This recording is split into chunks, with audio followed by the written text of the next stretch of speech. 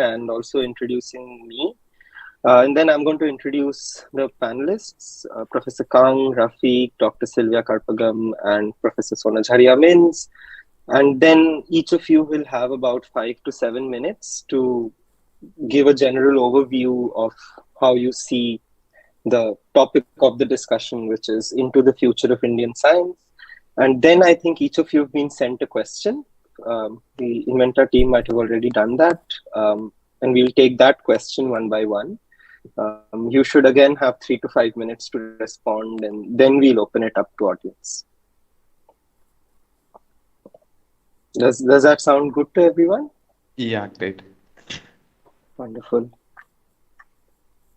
Okay, Professor Minz. Hi, Professor Minz. Yeah, hello. How are you doing, Professor Minz? Yeah, I'm fine, thank you. Since all of our panelists are here and everyone is here, I'll start off. Yeah, Akshita, whenever you're ready. Yeah, just give me a minute. Yeah, so hi, I'm Akshita. I'm one of the managing editors for Inventa from ISA Trivandrum. Thank you for joining us for the launch of the second edition today.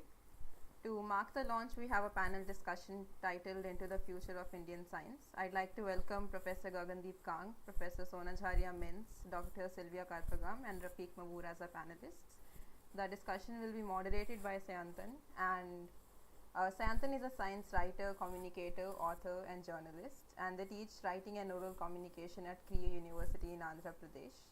They're also a part of the lifeofscience.com, which is a feminist science collective. The panel will mostly focus on talking about representation and inclusivity in academia and how important a role policy plays in it. And Sayantan will be taking over now. I hope I'm audible and clearly visible as well.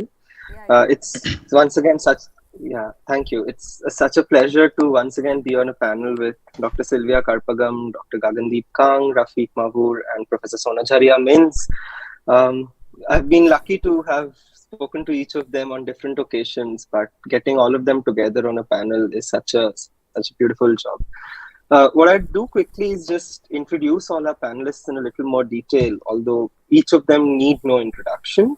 But then I'm going to request each of our panelists in a particular order that I see them on the screen to talk about what they think about the topic, which is into the future of Indian science, for 5 to 7 minutes. And then I have a few targeted questions. And then we'll open up for audience question and answers. So thank you all for joining us. I'd like to start by introducing Dr. Gagandeep Kang. So Professor Kang is a professor of microbiology at the Wellcome Trust Research Laboratory, Division of Gastrointestinal Sciences at CMC Vellore. She is the first Indian woman to be elected Fellow of the Royal Society. She's also the first Indian woman to be elected to the American Academy of Microbiology Fellowship, and the only physician scientist to receive the Infosys Award in Life Sciences. Her research focuses on viral infections in children, the testing of rotaviral vaccines, and other enteric infections. During the onset of COVID-19, Professor Kang has played a significant role in informing policy and engaging with the government and the public at various levels.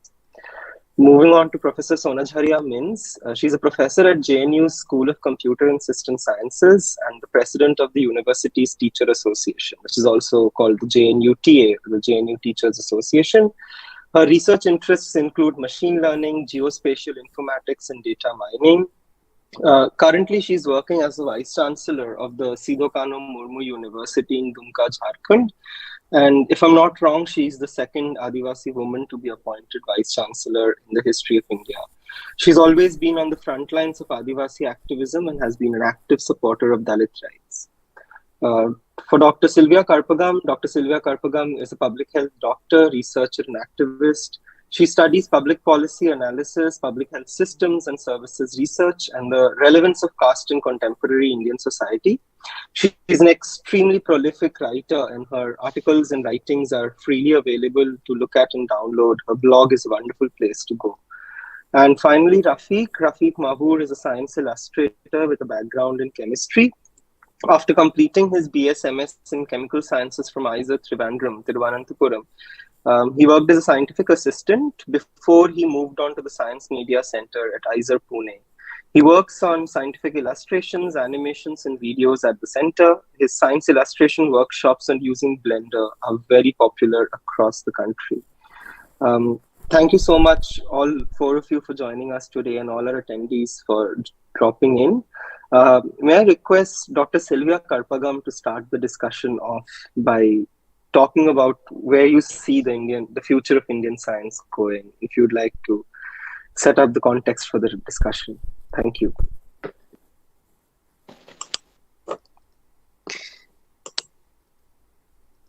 Thank you so much, and thanks to Inventa for also organizing this important discussion. I think it's high time that we started looking at decisions around the country from a more scientific basis. And I'll specifically talk about the context of health and nutrition because that's what I'm interested in. My area of work is more on private health sector regulation and social determinants of health.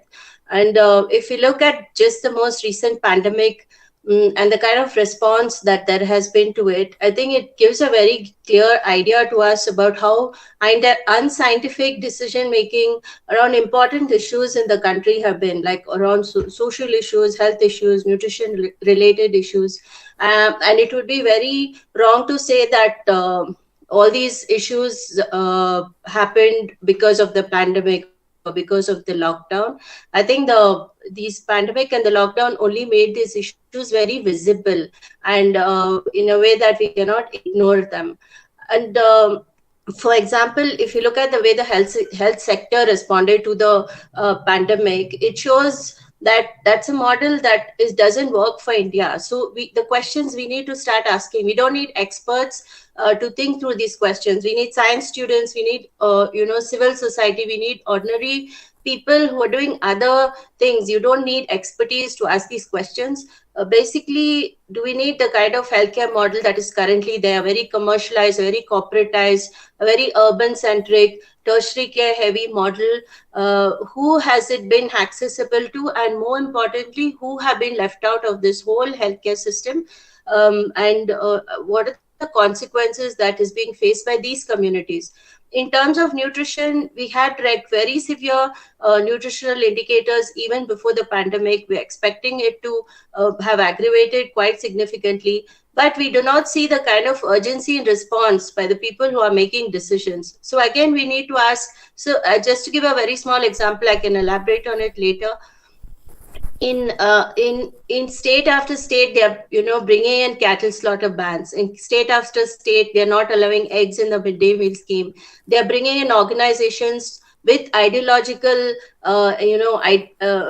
intent, casteist kind of ideology to decide on what children in midday meal should be receiving. There is absolutely no scientific basis for any of these diseases, and we're not asking the questions, how are these organizations or how are these ideological decisions actually influencing our nutritional and health outcomes?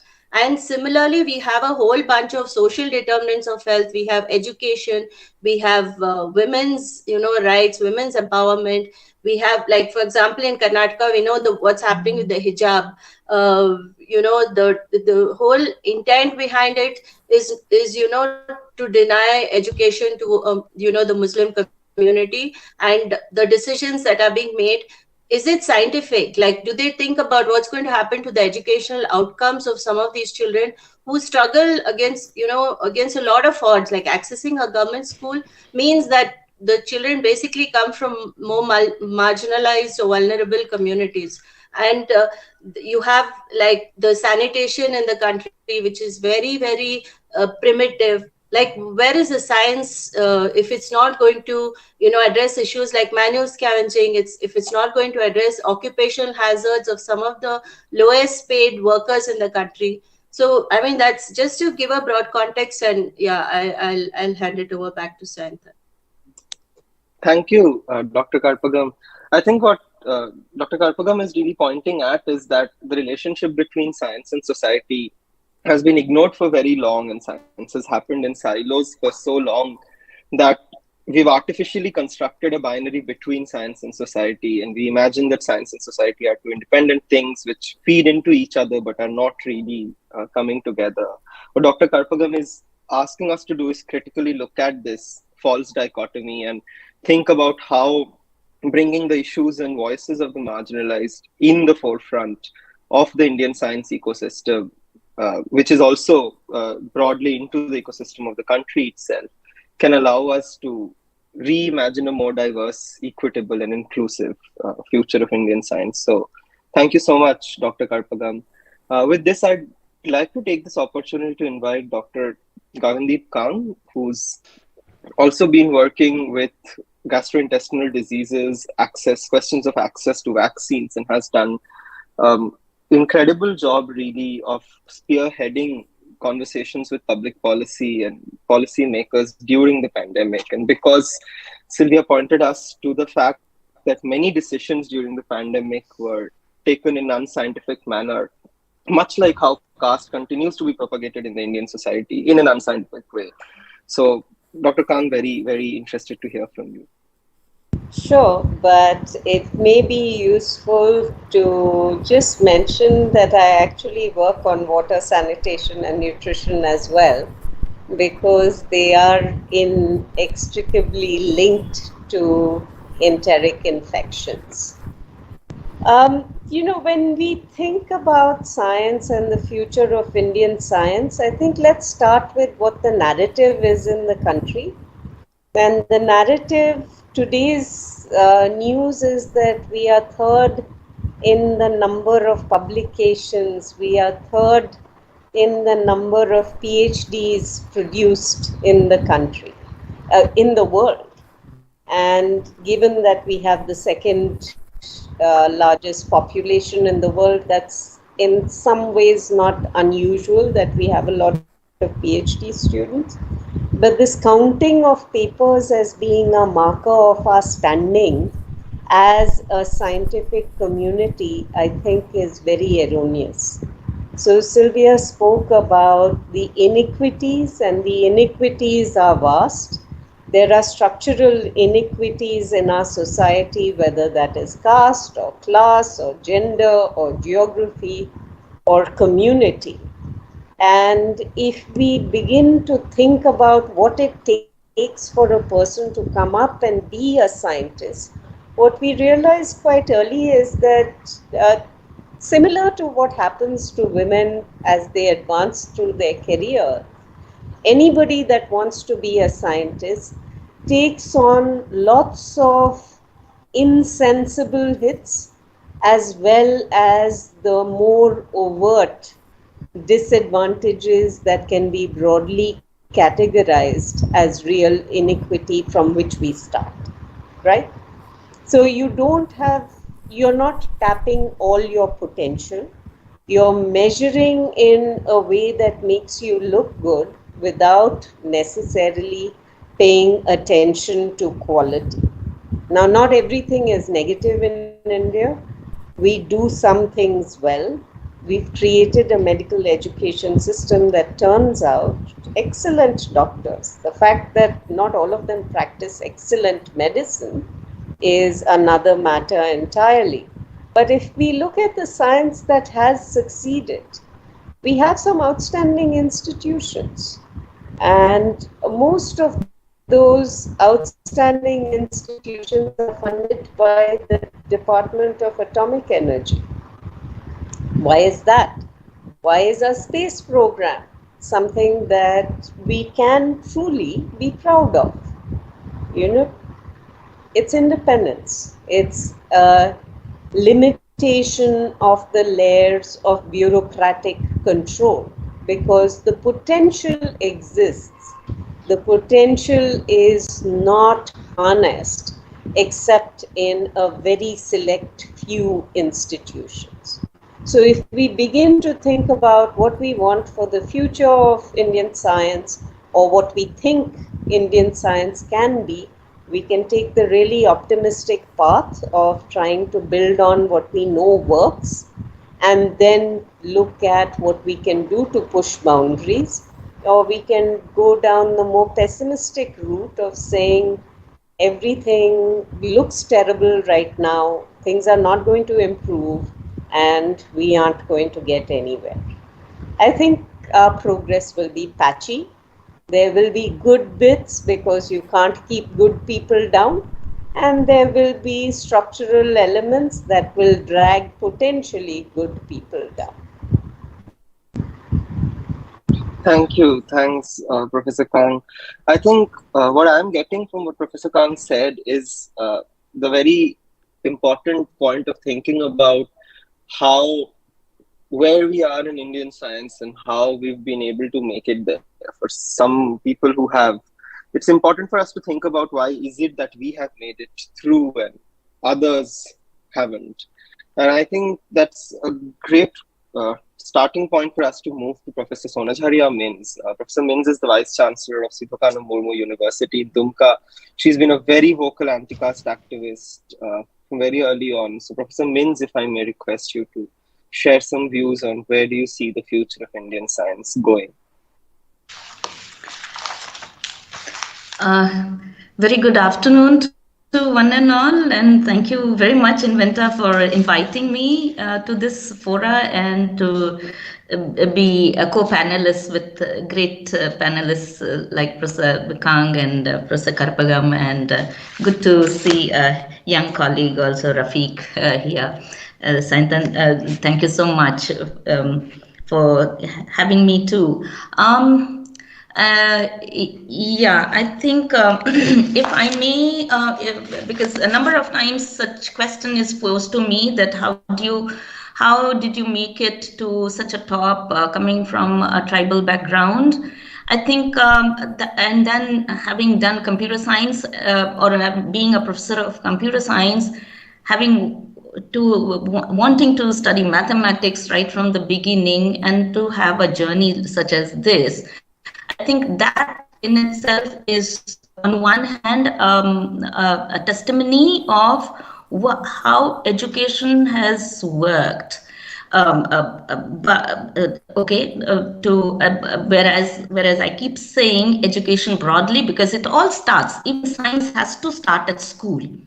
For something to emanate to such institutions, and that Professor Kang was also mentioning, so for people to come to such institutions and do well, and the final end of the day, it's not only the outcomes such as publications and PhDs, but again, those who work even at the earlier level, such as masters, and get into the labs without the degrees also to be doing science.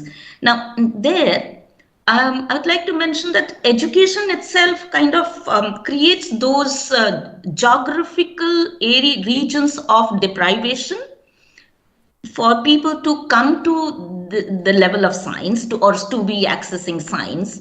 And then once people do come to, even from these regions, and because I would say region, because erstwhile when I was in school, Jharkhand was still in Bihar, and if one had to contrast the facilities, they were totally contrasting, so there have been intentional systematic neglect. Now, today, if we are pausing in order to dream of a direction for future, I think then some of these things which some of these hurdles which are possible to be overcome through policies and actually implementation of policies, because at the end of the day, I feel like the constitutional accountability of education and doing science is as important as having a dream for science in our country. And therefore, persons like me, a boy or a girl, to be desiring to study science, and especially I am back to this part of our country, that is Jharkhand, after 40 years, and I find the condition of schools exactly how it was 40 years ago when I was growing up in the region I grew up. Okay, so if only some 7% of the candidates take admission in BSc in my university. All right. doesn't that speak that there is that systemic deprivation is still there, and therefore the base of science education and therefore science itself is narrowed down intentionally and sometimes systematically. This is one part. The other part is the kind of elitism that prevails. Unfortunately, the inferior performance of, let's say, persons like me who joined the bandwagon slightly later because our competence has to arrive at a certain specific benchmark. The inferior performance is unfortunately not linked to the kind of schooling and science education in college that we may have had, but is linked to our birth. That's ridiculous and non-scientific. We all know. Okay, so unless science and science education is going to break these jinx, I think we are not going to be fair to science. I've just come across Abhasur's, lectures only recently, the historian of science, and she's authored this Diverse Radiance, Caste, Gender and Modern Science in India. And interestingly, she has also touched upon these two contemporaries, Saha and C.V. Raman.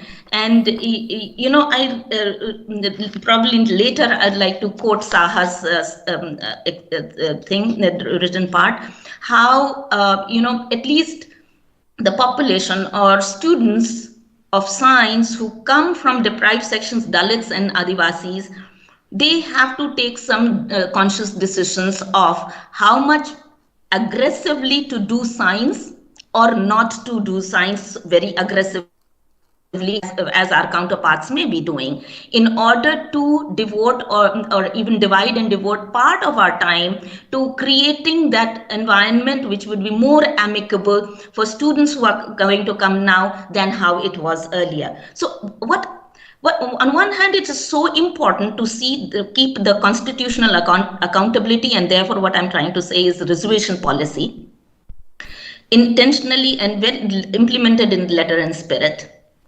and not and therefore even at admission level as students, and be producing competent people across the racial divides, and then also taking on once we have prepared suitable candidates, to be recruiting them too. And it can't be that I give we impart education but nobody is fit to be in my institution. That's the kind of elitism or Brahmanical hegemony that continues to prevail.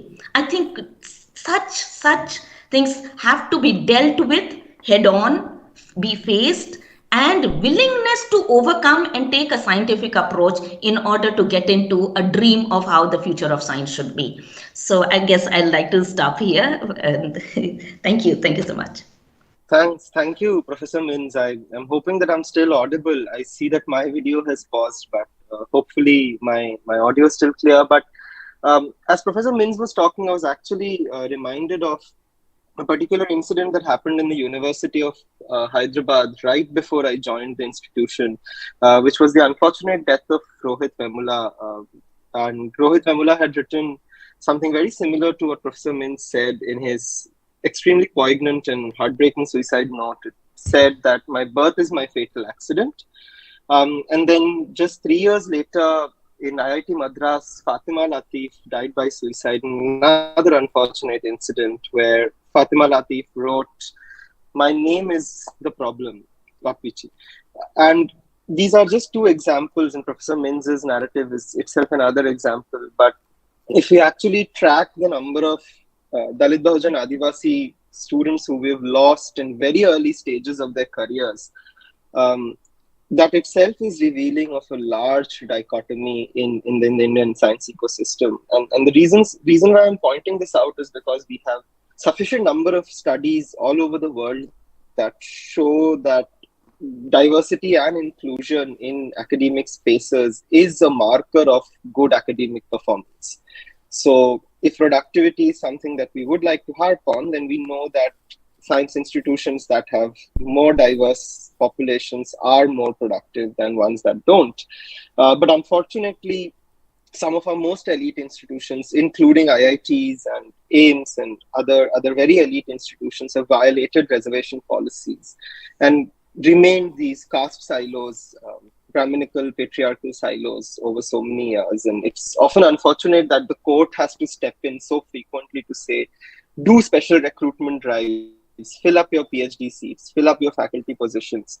And even then, decades after decades, these are not filled. So thank you. Thanks a lot, Professor Minz, for highlighting this.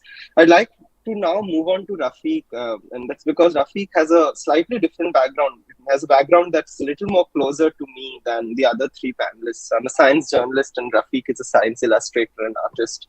And Rafeeque forms this bridge between science that is happening in silos and the public that is supposed to consume and engage with the science.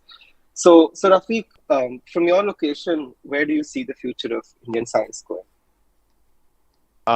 Good afternoon, everyone. Very happy to be among these very well-respected panel members. I would like to consider myself as a representative of the students here. So I am very early in my career, all of you are very much experienced and will be having bigger visions and things like that. So let me introduce who I am. So I help researchers in making illustrations for communicating their research. So I've been interacting with undergrads and PhD students, and I was helping them learn illustration skills. That is my expertise. That is the area that I focus. So currently, I think we are living in a great time. So many things are happening, especially because of the COVID. Many things are accelerated because COVID.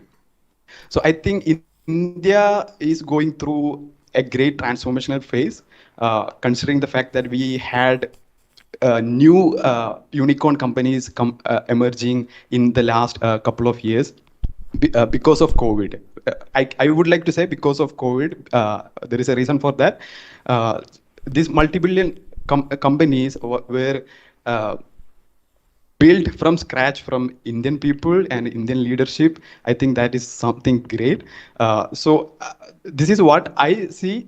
Many talents from India would like to pursue other country for their career and things like that. Because of COVID, we were put in a state that we have to make it happen wherever we are. So we got adapted to interacting with other people through a screen. So a great collaboration was happening, which gave birth to so many great companies which will conquer the world within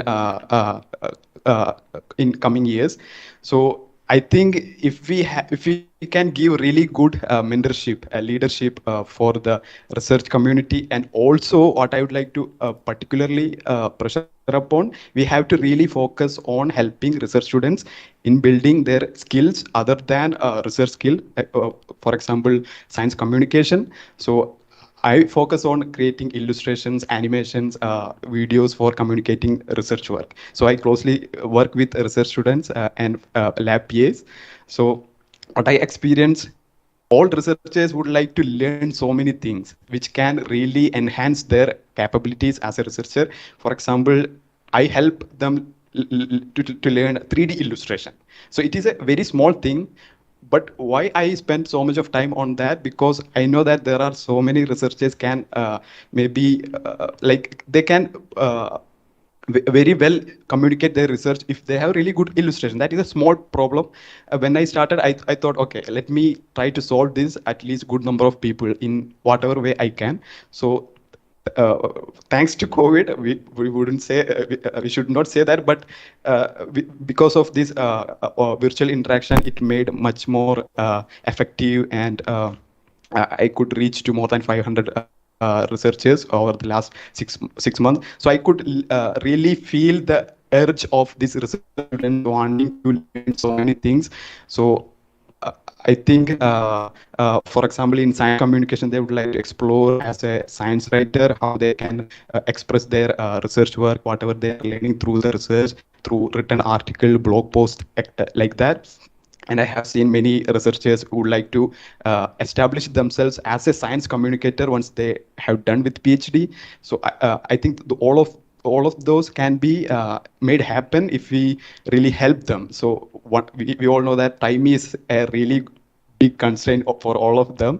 Like they have to invest so much of time in lab and experiments, things like that. So simultaneously, I think we have to have really good effort in Indian science ecosystem where we help researchers pick up these skills. Like it could be coding, it could be video making, it could be public speaking, it could be graphic design, whatever it is. We don't know, it could lead to another great initiative which can potentially solve so many problems for the world.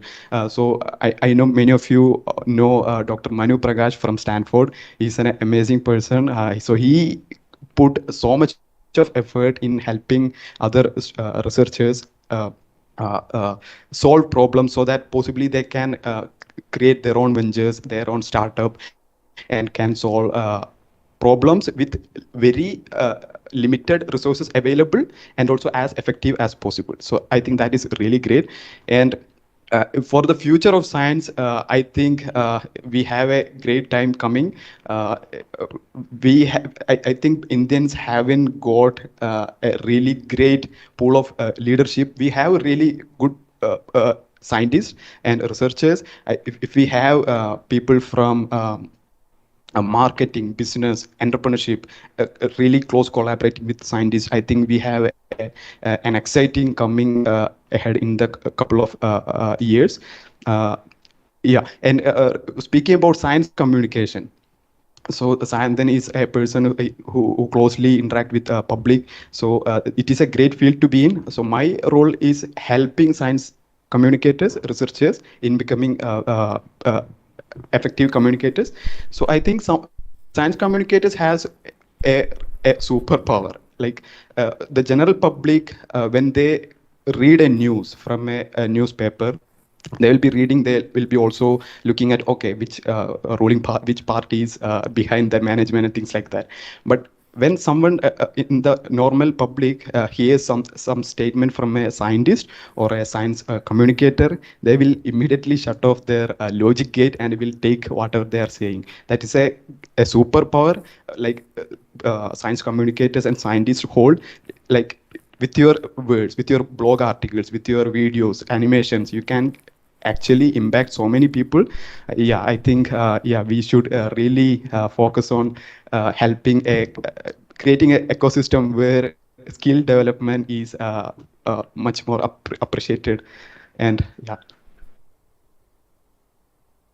Thank you, Rafeeque. I think Rafeeque is telling us something very important, which is that no longer can Indian science and Indian scientists be people who are either working in the laboratory or working in the field. The future of Indian science lies in the fact that Indian scientists have to step out of their comfort zones and appreciate other ways of engaging with the audience and readers and public taxpayers who are the primary funders of Indian science right now. Thanks. This has been a wonderful discussion, and we're already, I think, running a little short on time. So I'd just like to move straight away to questions that I have for each panelist. I'd like to go in the same order. So I'd come to Dr. Sylvia Karpagam. Dr. Karpagam, you are somebody who's written in depth about caste and how it impacts our understanding about certain scientific questions, right? Some examples from your own writing being questions about food sovereignty and how caste and caste blindness impacts our understanding of food sovereignty. But interestingly, in the Indian science ecosystem has been extremely caste blind, has been ignoring ignoring caste as an axis of marginalization for a very long time. Why do you think so? Why, and what do you think how does this impact the future of Indian science, being caste blind to this particular axis? Thank you, Sayantan. I think the other speakers gave a very good context to this. So I'm going to specifically talk about nutrition in India, because it is so significant. Like, nutrition affects a lot of the other health indicators as well. We know that children who are malnourished are more likely to fall sick, and because they fall sick, they're more likely to get malnourished, and many of the children actually cannot come out of this cycle. And we have actually recent like national surveys which show, like I can specifically talk about anemia, like so that it gives a context, but this can be applicable to a lot of other nutritional issues. So for example, if you look at anemia, we have very high levels of anemia in the country, and almost more than 50 to 60% on an average. And this is specifically more in scheduled castes and scheduled tribe, and some of the other vulnerable communities. And also anemia itself in children, it can lead to reduced concentration, it can reduce to stunting, it can reduce to children being vulnerable to other infections. So basically it puts the child at a disadvantage very early, and if the child is from a marginalized community, it is very easy for the teachers to label this child as a slow learner, poor learner, and all the other kind of caste or religion or class-based disadvantages that a child faces. And we also have a very high maternal mortality ratio in the country. And I think we talk about numbers, but very often we don't talk about the impact on a child of not having a mother. I mean, the way the quality of life of the child changes, I think it's very significant. And very often if you look at, say, if somebody says that Dalit community tends to have more anemia, the tendency is to blame the community. People use words like, oh, the community is lazy, they're dirty, they don't care for their children, they don't feed their children, they're not hardworking. All those kind of labeling happens. And that I think is important to understand that context. But also anemia itself is caused, like one of the largest cause in India is nutritional anemia. People tend to think that it's caused by iron deficiency, and very often the treatment they would offer you iron tablets, and they'll say eat vegetables and fruits, and that's the extent. Or they might say do a blood transfusion. But if you actually look at science, nutritional anemia, you cannot just treat it with just replacing iron. So hemoglobin is a very complex molecule. It requires diverse nutrients. It requires vitamins A, it requires multiple vitamins A, C, B2, B12, folate, magnesium, and also it requires good quality proteins. So the globin part, like what you say, hemoglobin, globin is a protein, and unless you have good quality proteins, you cannot make blood in your body. And one of the best sources, like research shows that one of the best sources of good quality food that helps you to make hemoglobin is animal source foods. You need animal source foods, especially if you look at organ meats, like liver, spleen. They have very good quality and quantity of nutrients that are required to produce hemoglobin. But you would not hear this coming into the mainstream discourse. And in fact, and if you look at some of these communities that actually are suffering from anemia now, they traditionally eat all these foods, like whether it's Muslim communities or Christian or Dalit Christian or Adivasi or some of the communities that are actually suffering from anemia, traditionally they have eaten all these foods. So why is there a problem? In the sense, the science is saying eat these animal source foods like red meats or organ meats, but and people are actually traditionally eating it. So the problem is what comes in between, and that is where the caste plays a role. You have people who first of all erase animal source foods from most of the discourse, from most of the research. Like research predetermines what it's already predetermined. Like if you have you say you have a bunch of people who are by choice or by tradition vegetarians, it's very difficult for them to actually put out a research paper that says organ meat is good for anemia. So there is an erasure of a lot of these foods. And in terms of the decision making also, the kind of recommendations that are made, they would say fortify your food. They'd say take rice, fortify it with iron, or they'll say give iron tablets, or they'll say give blood transfusion, or they'll say give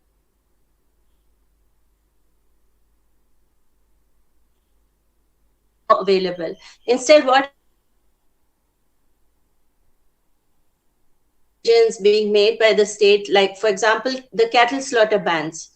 Like in Karnataka, they brought in a cattle slaughter ban overnight. And overnight, people lost their livelihood, people lost their access to cheap source of nutrition food. And this is in the context of a pandemic crisis when people are already struggling without jobs and, with loss of income and livelihood. And the traditionally, the communities that have been working with this cattle are the Muslim and Dalit communities, and they have been hit very badly. So why is this kind of unscientific decision not being questioned? Even civil society, which would talk about right to food or right to health, goes very quiet on the cattle slaughter ban. So, you need to look at this from a caste perspective.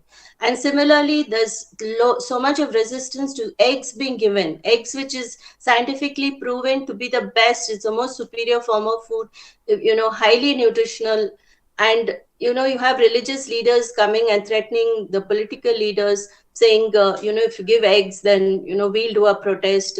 And, the eggs are being denied to children. And similarly, you have organizations like Akshay Patra, which clearly say that they believe in a casteist ideology. So they're not hiding it. And they've been given contracts across the country to different midday meals in different states. And they talk about a sattvic diet. Now, what is sattvic? Is it scientific? Is there a scientific basis to a sattvic diet, which basically says remove all nutrient-dense foods, remove onion and garlic? And in fact, you have organizations like the National Institute of Nutrition, which backed Akshay Patra. So they said the food given by Akshay Patra is diverse, it's nutritionally very superior, it is tasty, children like it. And they did that without even coming and talking to the children and parents. So science sometimes is not just like looking at a menu and saying, oh, the menu looks good.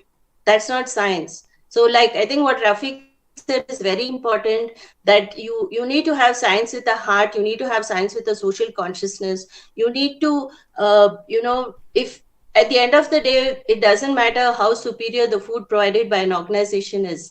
The child says it's not tasty. The child says it smells bad. It is something we're eating homogeneous, same food day in and day out. We can't eat it. The quantity that child is eating is less. It doesn't matter how scientifically you prepare your food. And in that way, neither the science is there nor the cultural aspect is there. But these things are being completely accepted. So I think as people or as science students, we need to start asking questions right from the beginning. And we need to see these from the kind of social, cultural, and economic,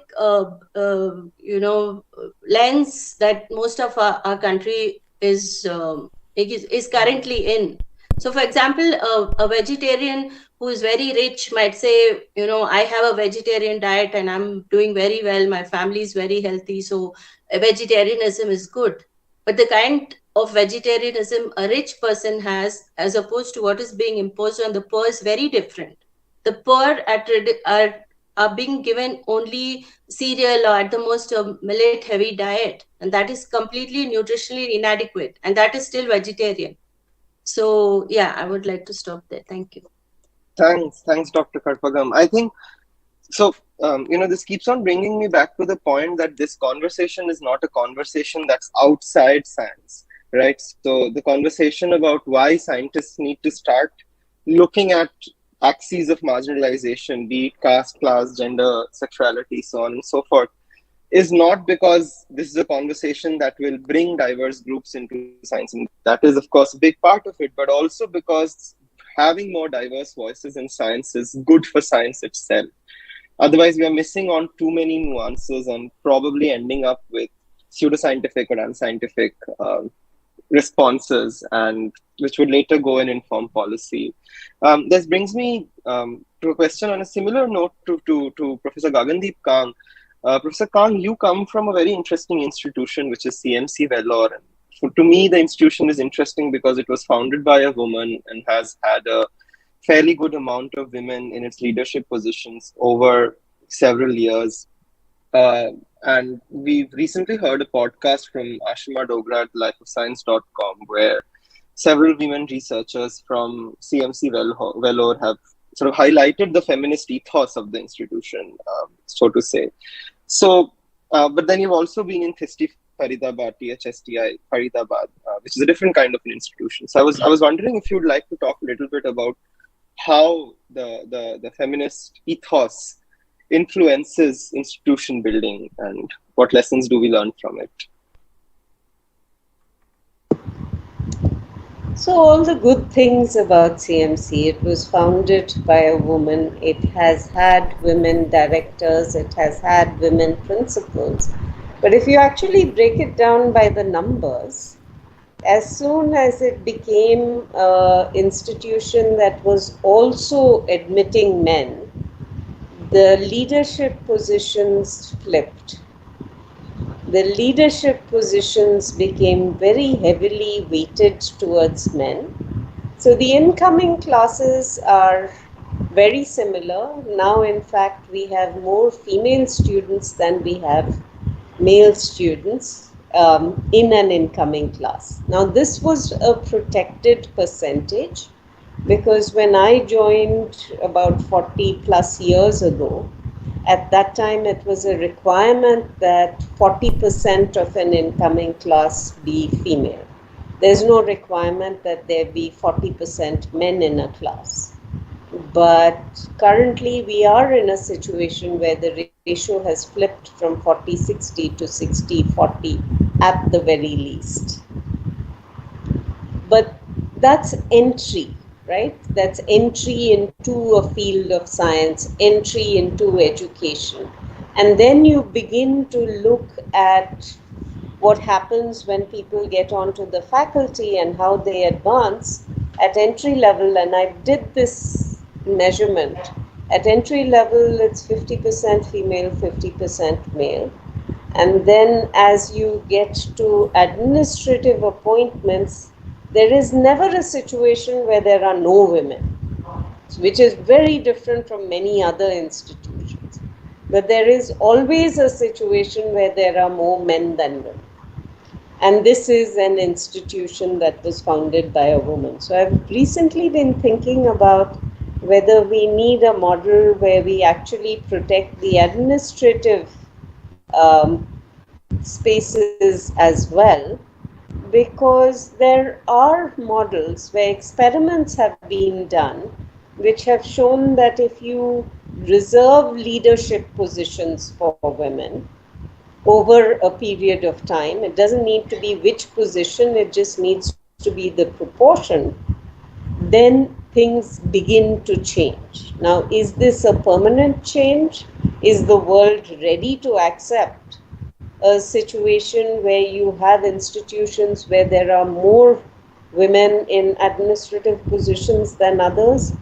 I'm not quite sure yet. I think I was very pleased to see that there are some institutions in the country where the bulk of the leadership is women, even though it's not required to be. So the Indian Institute of Astrophysics is one such example. If you go to Anna University, which is a strongly technical university, the bulk of the heads of departments are women. But that should not be so unusual that we need to call it out. And in some ways, I'm disappointed in CMC. There are lots of strong women here, but not necessarily strong women who are shaping the future of the institution. Thank you for openly saying it out loud, because I think, Professor Kang, what I take and this is a reassurance in certain sense, because some of us who've been pushing for affirmative action in the Indian science ecosystem, of which reservation is something that we often come across. And, believe me when I say this, I've been looking at data from decades now. The biggest roadblock to implementation of reservations and the resistance to reservation has come from Indian science institutions. They are not, I mean, public universities have played their own role in it, but doesn't come close to the amount of resistance that is mounted by so-called apolitical Indian science institutions. So very happy to call themselves objective and apolitical, and yet when it comes to affirmative action, hold up these big boards of resistance and really take it forward. So what Professor Kang is pointing out is how important affirmative action is, and sustained affirmative action that continues over years in changing the hegemonic nature of classrooms and changing the hegemonic nature of institutions. So thank you for saying this, and I'm with you. I do hope that we see many more women at top leadership positions, in CMC furthers its feminist ethos rather than suppressing it over time. But coming to Professor Sonajharia Minz, who's the Vice Chancellor of Sidokano Murmu University. Professor Minz, you're one of the people who've made it to the Vice Chancellor position coming from a marginalized background. And several of us have failed very early in our journeys, had to take up other stuff to do. But now that you're a Vice Chancellor, where do you think, how do you think it, picture looks from your side now that you are in somewhat a position of power? Do you think things have become easier, things have become more difficult? How do you feel? Just curious to hear from you. Yeah, thank you, Sayantan. I think, as you rightly mentioned, that there are some of these very elite institutions, science institutions, which have very vociferously and very categorically kept out and just trying to justify why reservation should not be applicable to them. And I still see no reason why the same argument must continue to prevail. Well, coming to the, till 20 months ago, I used to be on the other side of the table trying to see, at least in an institution such as JNU, this matter of reservation was not deliberated time and again, because JNU being JNU has done better than many, but has never done the 100%. And therefore, towards that, there have been concerted efforts. Now having come to the other side of the table, what I see is, there are these seemingly just arguments which are posed so that reservation in its letter and spirit cannot be implemented. And believe me, at times it has to be, I have to become a believer of conspiracy theory, and then suspecting everything that is being said to me, and then trying to do my own investigation as to how and why something was not done the way it should have been, and then how it can be now fixed. So as far as, even in universities, let's say universities such as mine, the way reservation was being implemented was appalling to me. But then we've taken steps, and all universities in Jharkhand are now they are being told to do so. So it actually requires a will of someone, be it an institution community, be it the administrator sitting on a specific chair of authority, or be it the government who should be facilitating it in letter and spirit. At least one component has to take a very determined stand. for implementation of reservation. Now, I'm also reminded of the way in which affirmative action was included in JNU entrance exam, JNU admission policy. And then when the number of women students was a concern, so then this again a provision was made so that there were women students also making it through the entrance, so-called tough entrance exam. And then when the numbers came to 51% overall, 51% women and 49% men, then there was a hue and cry that was raised. When the numbers were vice versa, or even when the numbers were 30-70, it has never been a concern like we were hearing from Professor Kang. Yeah, but so therefore, inclusivity, what I'm trying to say is inclusiveness or inclusivity must be an essential characteristic of any institution and science too, because it cannot be scientific when we have an imbalanced or not balanced population. Now there is so much being talked about, even now internationally about, open science, people science, and etc. And so where would those things come from? Let's say outside the country, of course, there are, for open science and people science, the indigenous knowledge systems and indigenous practices are being looked at. Okay, and from there to learn. And in the country also, because I have seen DST calls for proposals, also having this component of to be able to record document. Is the system welcoming enough? Is the system ready to treat them as equals? Is the system, or people in the system, not this anything structure, but the people of the system? Because I'm wondering if there are few participants also in today's discussion who come from Dalit or tribal background and would have stories to tell us, how something happened in the dining room, or the kind of treatment sometime that was meted out to them in the dining room, or even worse still, which happens more often than otherwise. The supervisors, how the supervisors do mete out differential treatment to a student or a scholar who comes from a deprived background as opposed to the privileged background. Okay, so that can happen by mistake once, twice, but can it happen repeatedly? A student being asked to continue to stand where the other person comes and sits down comfortably. So these are the differential treatments that happen. So therefore, even if step one towards equity, if the reservation is implemented, now is the environment congenial enough for the person to survive and sustain?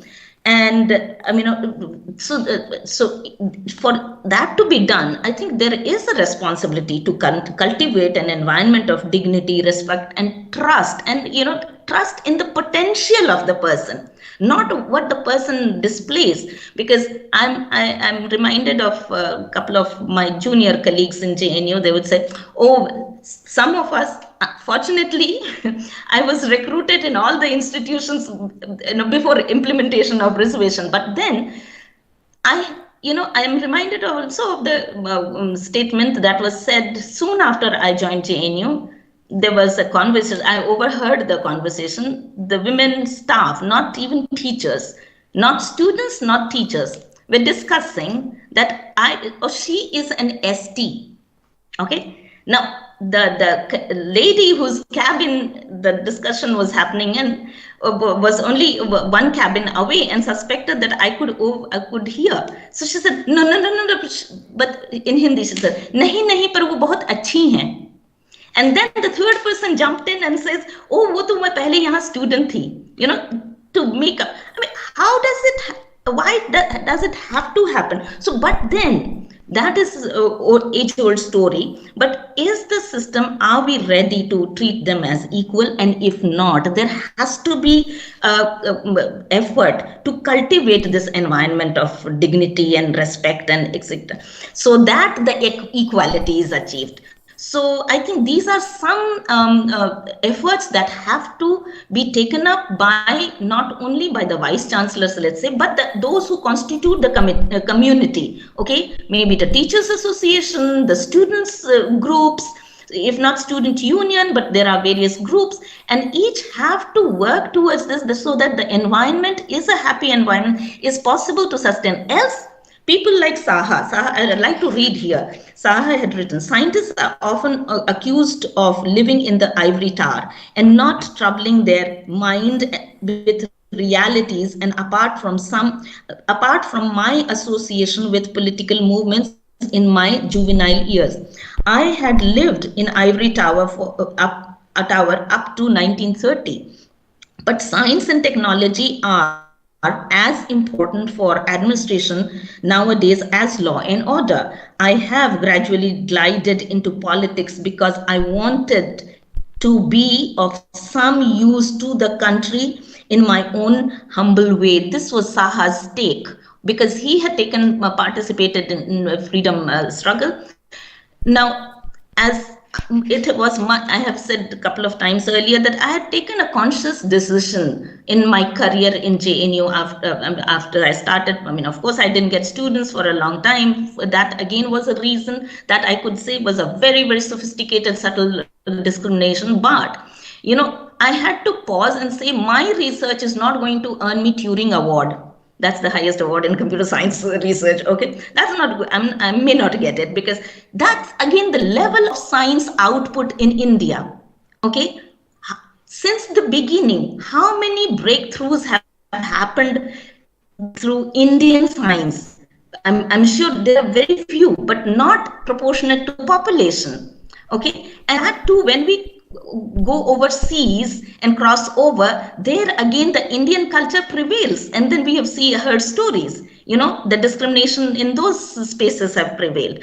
But so therefore then I had to pause and say, let me contribute towards making the environment in JNU for the students who come from tribal and other backgrounds to feel little bit comfortable, to be a person or a home where students could come if they were in distress. And therefore, I had to put a speed breaker to my science research. And that had to be my decision. And I was very surprised to see Saha's this writing. So I think I'd like to stop here. Thank you so much, Professor Minz. You've raised so many important points that I'm just trying to sort of put them together in my head. Starting with the question of indigeneity, and I've been interested in looking at what counts as indigenous, because when the government of India says we are going to push for indigenous science, what it essentially means is we want more Ayurveda. But when one starts looking at the history of Ayurveda, we realize that it is seeped in the birth of caste, right? So the birth of Ayurveda is inexorably linked to the birth of caste, and we know that we also know that that Ayurveda is inexorably linked to pseudoscience. So and the fact that the birth of Ayurveda led to the collapse of other indigenous knowledge systems, especially tribal knowledge systems particularly. So that's a very interesting point, and thanks for bringing that here.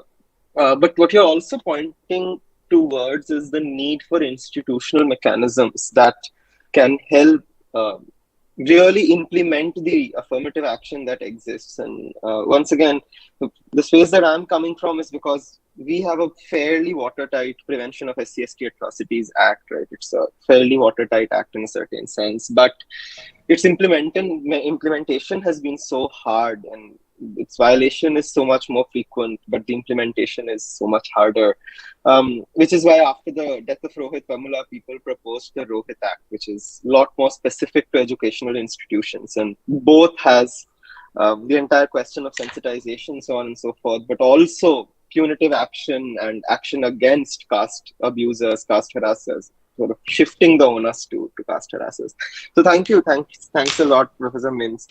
I'd like to now move on to Rafeeque, and my question to you, Rafeeque, is to think about how do you think people like you and me who write about science, who draw about science, who talk about science, sort of the bridge between science that's happening in lab or field to how people look at science outside these silos or ivory towers. Um, how do you think informing our practices with questions of diversity and inclusion can lead to a better future for India?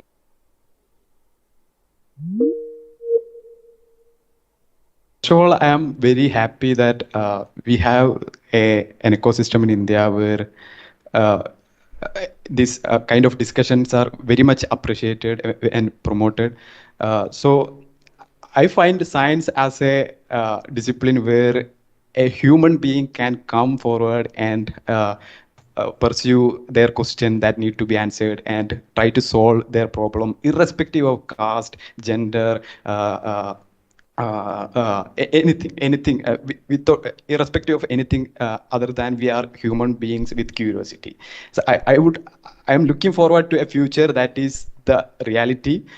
Anyone without thinking about where they are coming from, what is their background, what is their gender, what is their sexual orientation, should be able to engage in a peaceful, an exciting journey of exploring truth of nature. So as a Muslim, I had a really good experience of studying in a national institute. So I have to pray 5 times a day. So my non-Muslim friends were actually helping me finding a place beside the room. So when I pray, they know that they should not disturb. They will go out of the room. So I had an amazing experience from my friends. That kind of understanding I will cherish forever. But unfortunately, we have experience like suicides happening in research institute. And panelists have put forward really important points. So I would like to answer a few things around how future can be really exciting. How we can create a future where we have a really beautiful ecosystem where actual pursuit of truth of nature is encouraged. So I'd like to share one story. Like we conducted a workshop in a tribal colony in Calicut, it's called Nilambur. So as a person involved in science illustration, I thought, okay, let's conduct a workshop which fully focused on explaining how we found a cell, how a microscope was invented, and then led to discovery of viruses, diseases. Then finally, let's make them understanding what is a COVID virus and why we are wearing a mask, things like that. So the audience was very young. It's around 4 standard to 8 standard, 2 students from 10 standard. So the questions the level of questions that they asked back was really inspiring, because we have to understand that they have access to internet. So I was not expecting that questions of that level of depth from them. So what I'm trying to say is, now children is a great importance that like we have to really put time and effort in developing systems for encouraging our young generation. So they have access to internet. They are much more informed than many of us adults, because they are constantly watching documentaries from National Geographic, Discovery. They watch Elon Musk launching rockets. They are much more informed. When I see few articles on on few SciComm website, my nephew comes and stand nearby and ask, "Oh, that is that space capsule that launched by Elon Musk." Then I asked, "How did you know?" "I saw that in a video." So they are very much informed. So we have to, like, as scientists, as should really encourage lab PAs, PhDs to interact with a young audience. And also we know that many researchers, lab PAs, don't get enough time to invest in their SciComm activities. first of all, they have to deliver in terms of research outputs. I think Indian science system ecosystem should give a space, maybe this many hours in a month for every lab PAs to interact with public. That should be a freedom that they can take. But right now it is not there. I have I had to I got opportunities to in classes of amazing faculties. I know that if they got a chance to interact with public, so many young minds can get inspired. Maybe future, yeah, tomorrow they could pursue science and change the world possibly. So I think we have to help. I think yeah, we have to help. Research community to pursue science communication. That should be an integral part of their research journey. We say that, okay, you are a faculty, you are a scientist, you should interact with science, but we have to understand that their situation. They are under so much of things to take care of. They have to lead a team and things like that. So if we give a official timing every month that they can interact with, and funding for they can, using which they can develop models and learning materials for the public, that would be amazing. I think we know one more point I would like to add. In ISER Pune Science Media Center, TV Venkateshan sir visited. So we were talking about how did he started as a science communicator. So in early days, he visited a colony nearby and he was educating the people there. And now we know I think he wrote more than 70 books around science and science communication. So he did that out of pure love and passion. So I think we have to nurture an ecosystem where so many great leaders like him can come. So as I mentioned earlier, the things that a scientist say, the public take it straight. They don't screen through. They just take it directly. That's why we are seeing so many WhatsApp forward with the taglines of a name of a prominent scientist said by this scientist and from this institute. So when we ask that person, he might not even aware of that. So that is the fact that it gets shared across all of the social media.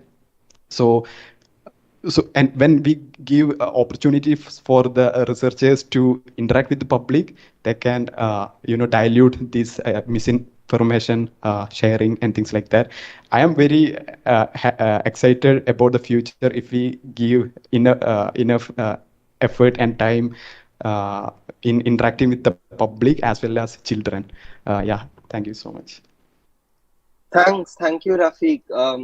The most interesting part for me of your response was where you spoke about how having encouraging and affirmative friends helped you feel more affirmed and more encouraged in an institutional environment. So this really tells us that there is one aspect that we've been talking about, which is institutional affirmative action that's been put on paper, and the implementation of it that allows more collegiality, but at the same time, the fact that the mindset and the general culture of the Indian science practice needs to change to accommodate more and more diverse voices. So thank you for bringing that up.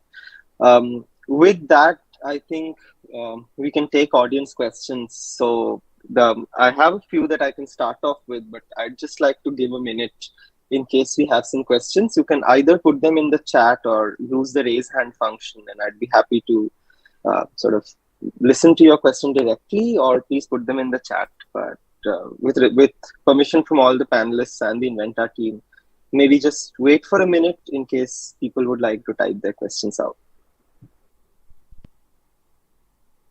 Yeah.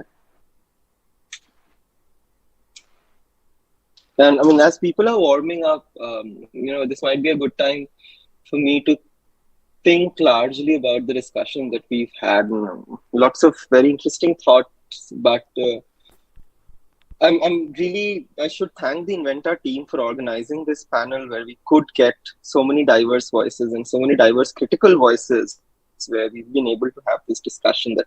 I do think that having such spaces is very important, where we can have these conversations, because so many of our science institutions are very averse to such conversations, which are critical about the nature and culture of science. So big ceiling has been broken by the Inventa team, I think. So thank you so much. Yeah, I think I'd just like to start with the questions that I have handy, and in the meanwhile, people can put other questions in the chat. So I have a question from somebody in Isa Trivandrum, and this is open to all panelists, whoever would like to respond. As a budding scientist, how should I look at the world beyond my scientific caliber to further learn from it? What are some fields that are possibly going to have huge consequences in bettering the interests of the non-scientific community, by which I mean people who are possibly outside the Indian science ecosystem as we understand it? Any of the panelists are free to take this question. Yeah.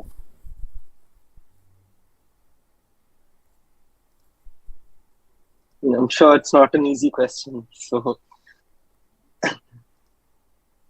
Dr. Karpagam, I see you've unmuted yourself. So maybe Yeah, I mean, just to, I don't think I can give a complete answer, but something that is important to understand is that science and, the social issues are not separated. And even right from the beginning, I think that consciousness has to be there. So, for example, discrimination or marginalization is not an issue of the marginalized communities. It is a issue of the communities that are actually practicing discrimination or marginalization, and they need to be constantly willing to unlearn more than learn in some instances. So for example, like with Dr. Payal Tadvi, who was like from the Muslim Beel community, who actually came into medicine, and the kind of discrimination that she faced, it's not only overt. So it's not like people were openly saying things to her and abusing her, harassing her, which is very visible and tangible. But I think the covert discrimination, the kind of erasure or exclusions that she faced, and she actually approached all the systems possible. She and her mother and her husband, they approached all the possible systems to access justice.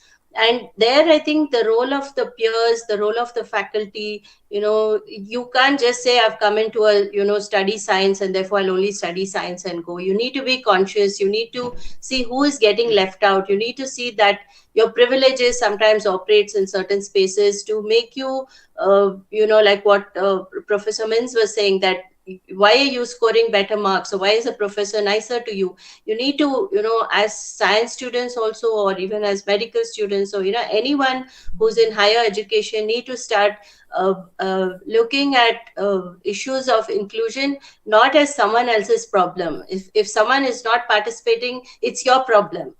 Why is someone not enjoying the experience of higher education which you are feeling entitled to, or you're feeling privileged to access? So yeah, I just want to say that. Thank you. Thanks, Dr. Karpagam. Would any of the other panelists like to respond to the question?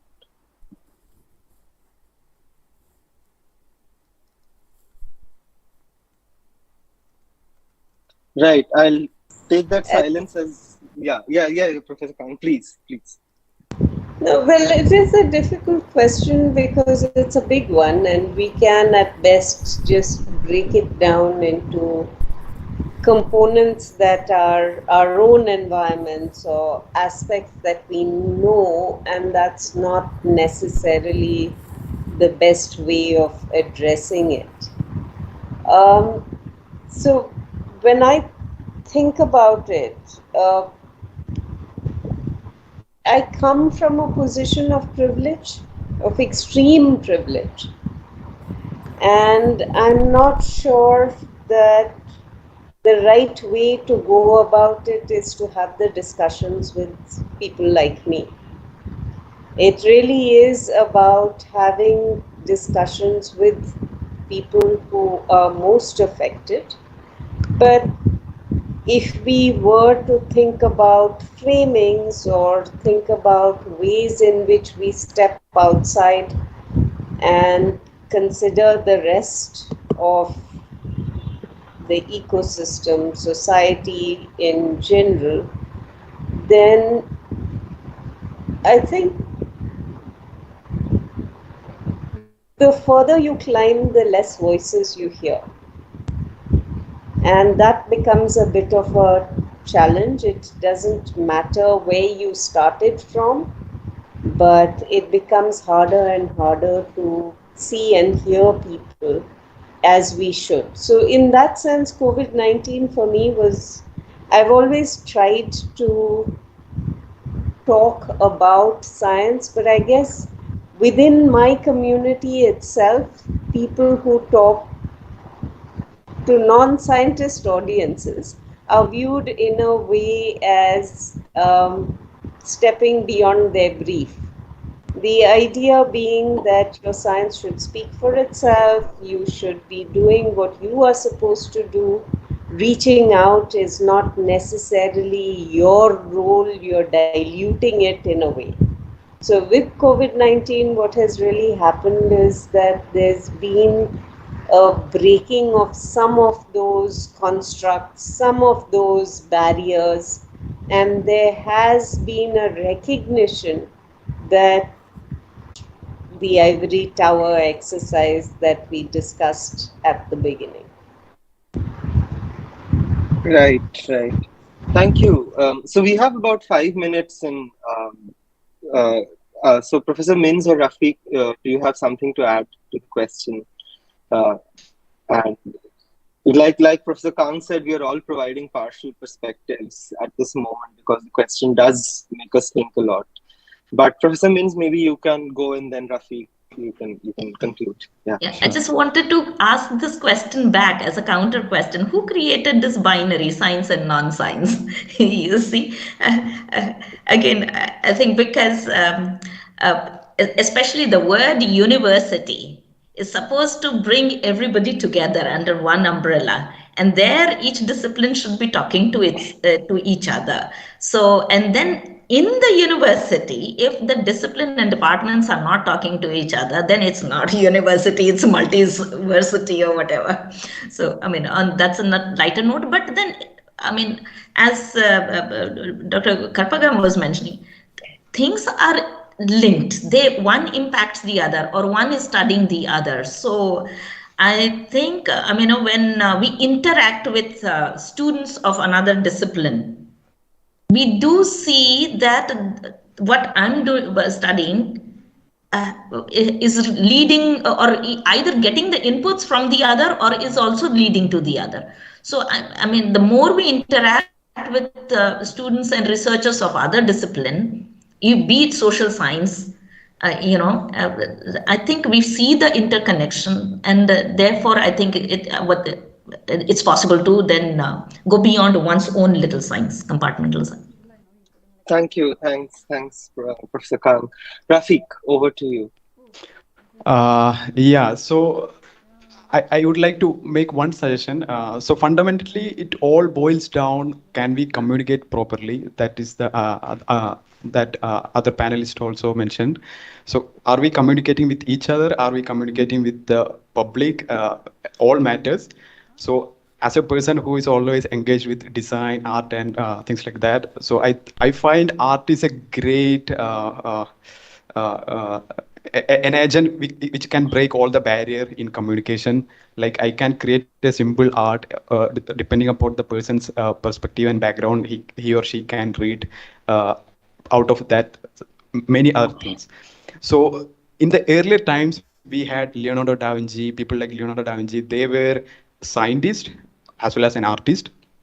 I think scientists should take art as a serious practice. Many of you are interested in practice. Many of you are good at artists, but don't get enough time for doing public engagement activities. I think all research institutes should have an art department that can the effects that can have in the society is not directly observable, but in future it will make great impacts. This discussion itself is a great hope for that, because a magazine launch like Inventa, the vision the team Inventa has is similar to that. That's why the discussion is surrounded around a greater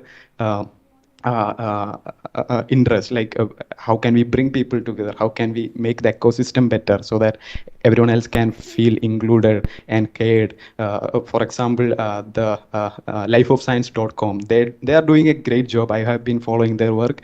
So it is not about solving all the people's problem in science, but having the feeling that okay, my problems are being heard. Like I have a huge respect for women in science, because I know that leading a team is very hard. And I have three sisters, so I can understand like the woman has like different sections for the brain. So when they become a mother, it become even hard for them. So initiatives like Life of Science, they really encourage supporting women in science, and also all other unprivileged group of people in society. So I think we have to encourage initiatives like that. They are basically science communication initiative, but their greater focus and vision is around bringing people together, and hear other people's like what they are what the challenges they are facing, things like that. Yeah. Thank you. Thanks, Rafiq. With that, I think we are at a point when we can close the discussion. And to close, I'd just like to remark that we are having this discussion not just in the wake of Inventa's magazine launch, but also in the wake of the National Science Day, which is tomorrow. And as we think about the National Science Day, what we need to remember is that science is an exercise towards nation building. And any kind of activity that works towards nation building but is only incorporating voices from the privileged sections of society and is ignoring, systematically excluding voices from marginalized sections of society will only lead to a nation that is lopsided and partial. With that, I'd like to thank Professor Gagandeep Kang, Professor Sonajharia Minz, Dr. Sylvia Karpagam, and Rafeeque Mavoor for joining us today. Thanks to Inventa for creating this wonderful platform, and for the 25 plus attendees who've stayed with us for the 1.5 hours. I'm really glad you could join us. Thank you. Thanks a lot. Thank you, Sayantan. Thank Thank you you. so much. Yeah. Thanks, everyone. Bye-bye. Bye. Thank you. Thank Bye-bye. you very much, Sayantan. Yeah, bye bye. It was great. Absolutely. Yeah, it was wonderful. Yeah. Yes, so I'm Aditi from Inventa, and thank you so much to all of our panelists and Sayantan for this lovely session. And yeah, so this is so whatever we heard, I've heard so many new things today, and as like some as people who worked into making this on the eve of the National Science Day and of the publication of this magazine, we dreamt in some sense when we were handed this down. We dreamt of making this not just a collaboration of 10 elite institutes, but an effort of bringing these people. And I relate very much to something Professor Kang said, out of their bubble of privilege that they don't realize they see. And I think time and again through this discussion, I have been made more aware of my own bubble, and I could not be more grateful. And I hope our readers who will read our magazine shortly, it'll be launched in like 10 minutes. Akshita will be putting up the link and sharing the screen. We would like you to have a glimpse of this magazine since you're joining us for its launch. And I hope our readers will also take that minute out and that 15 minutes out to look out of their bubbles, to look at new careers in science that Rafiq pointed out, and to look out of their own assumptions and their own biases, and look at a world with these thoughts that you have given us today. And therefore, in some sense, look at a better future. We can only create one if we dream of one. And thank you so much for giving us those ideas we can work on. Thank you, all of you. Thank you. Thanks to all of you. Yes. Akshita, would you mind sharing your screen with the cover page? Yeah, I'll do that. Give me a second.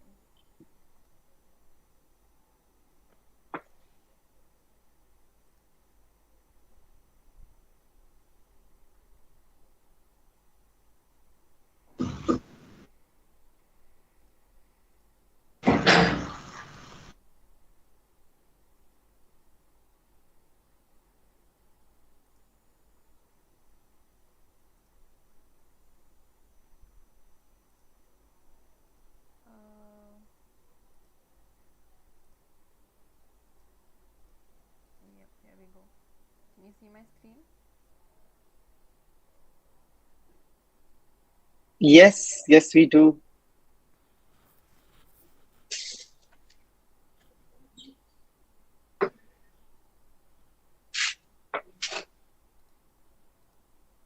So yeah, that's the cover. And so a designer had the idea that the cover should essentially capture uh, what the world has been like. Like she said, it's a hard job to kind of capture what the world has been like for everybody on a page, but she could do it for a lot of our readers at least. And that's what we get. We've been trapped in a box, our little cube, for about a year, more than a year now, and other things that we like, and like things that have given us solace in this box are, well, other boxes like phones and screens and laptops. But these very platforms can be used for greater things, and we are hoping to do that through this magazine and through this session and through this talk. So yes, presenting to everybody Inventa 2022, the second edition. Thank you so much for being a part of this. Thank you and congratulations on the launch. Huge congratulations on the launch. Yeah. Thank you, Sayantan. Yeah.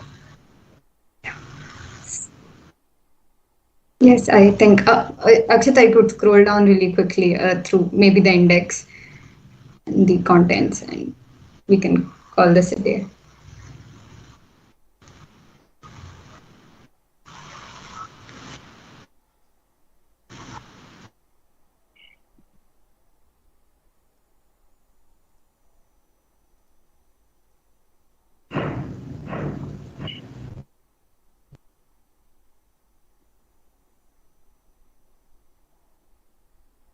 Yeah, and to all our participants, the link to the magazine is in the chat box. So you could click and it'll redirect you to our website where you can have a look at the articles you've been waiting for. We've been teasing them on social media for a while. So yeah, thank you so much, everybody.